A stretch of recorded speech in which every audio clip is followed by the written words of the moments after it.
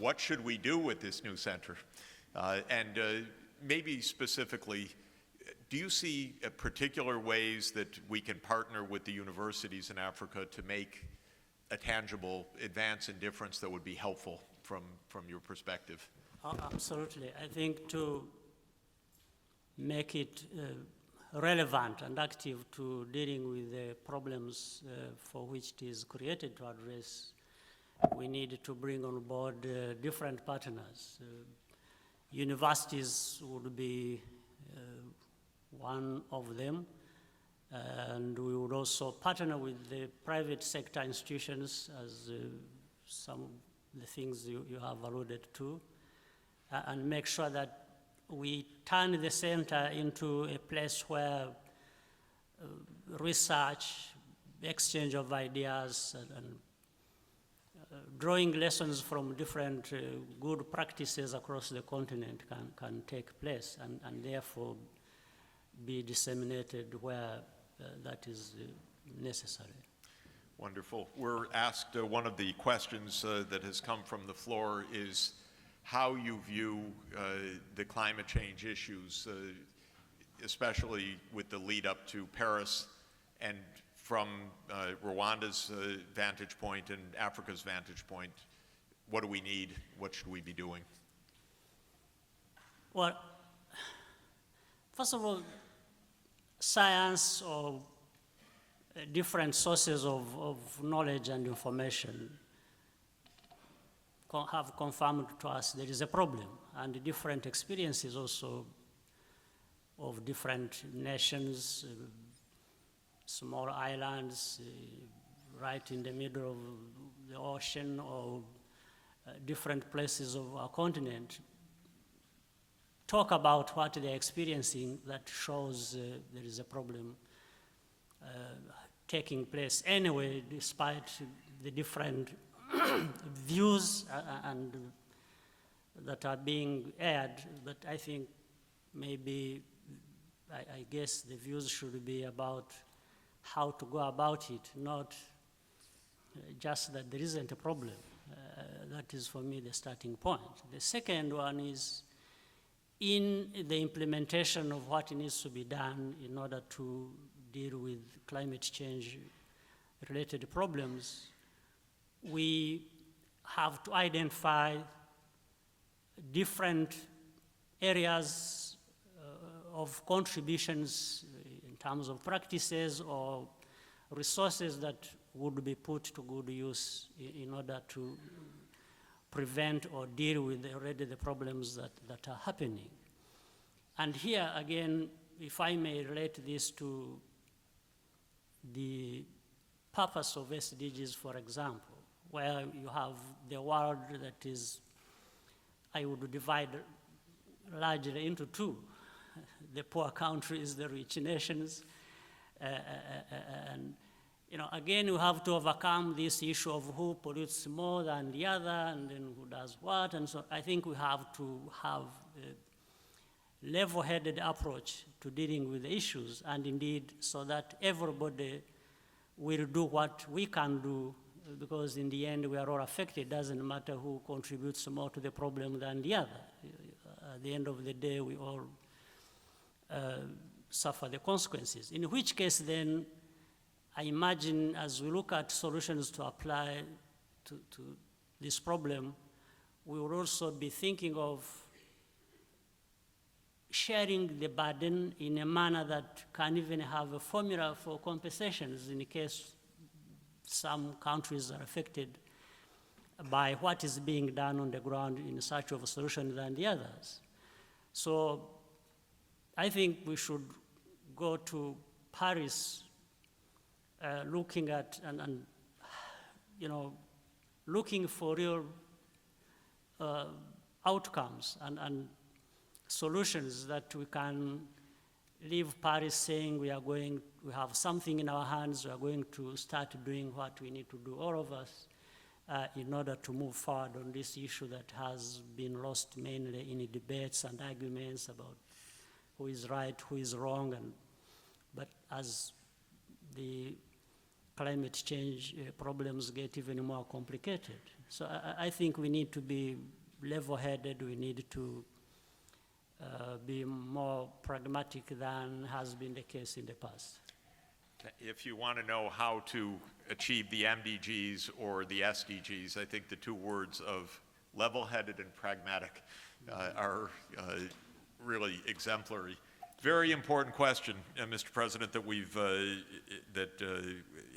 has come, and the question is, what is the secret of Rwanda's success in having the highest female participation representation in the world?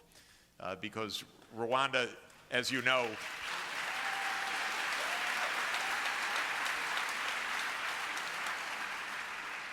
#1. So how did it happen, and what does it do for the country? What does it mean? How it happened really is very simple. First of all, we have women to start with.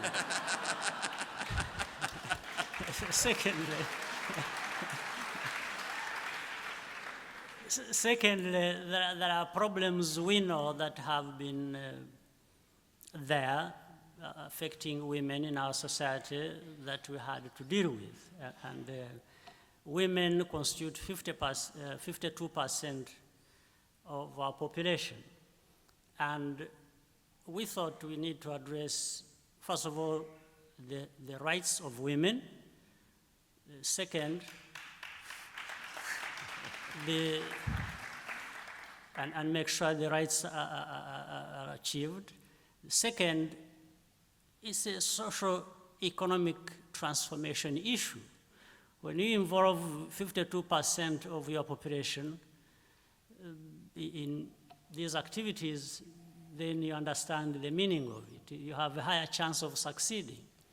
So we simply realized that very early on and made sure that we implement some of the policies or the policies that we put in place to achieve gender equality, have our women educated, look at health issues affecting women, and we are not doing it at the expense of what must be done elsewhere. We are just doing it because it is necessary to do it. And as we were looking at the gender equality issues and addressing problems affecting women, we were also addressing problems affecting the whole society of our country. So we identified that women need to be in decision-making positions for them to fully participate in addressing the country problems as well as their own problems, and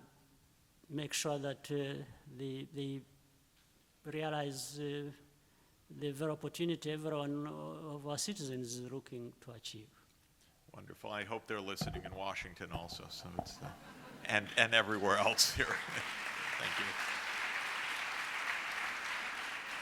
We have time for one more question from an investor who says, my company is on the verge of making a major investment in Kigali to build ICT-based learning solutions. What is your vision for education in Rwanda? Well, our vision for education simply is that, one, we start with making it a priority in our vision. Rwanda, we realize that the main resource of our country is our people. Therefore, we have prioritized investment in our people, in education, in their health, and we make sure that, in fact, right now, the enrollment rate for the first 12 years of education is close to 100%. Wow.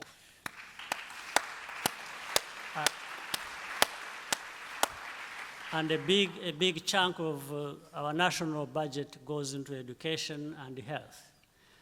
So, and of course, we prioritize science and technology as part of creating the knowledge and information economy that we seek to have. Therefore, investing in information and communication technologies by this company is most welcome. And we have already created one of the best business environments you can imagine, not only in Africa, but in the world. Wonderful.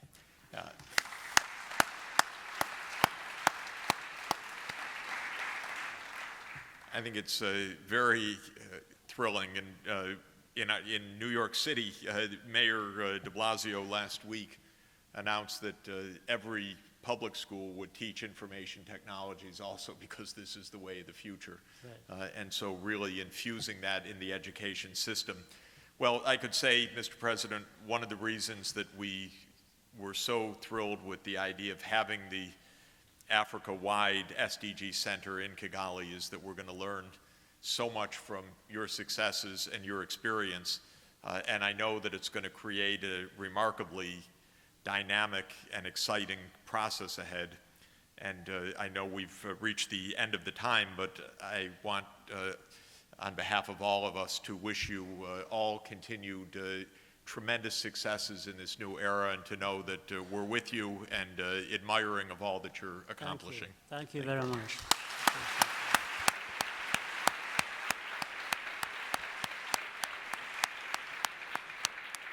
Thank you.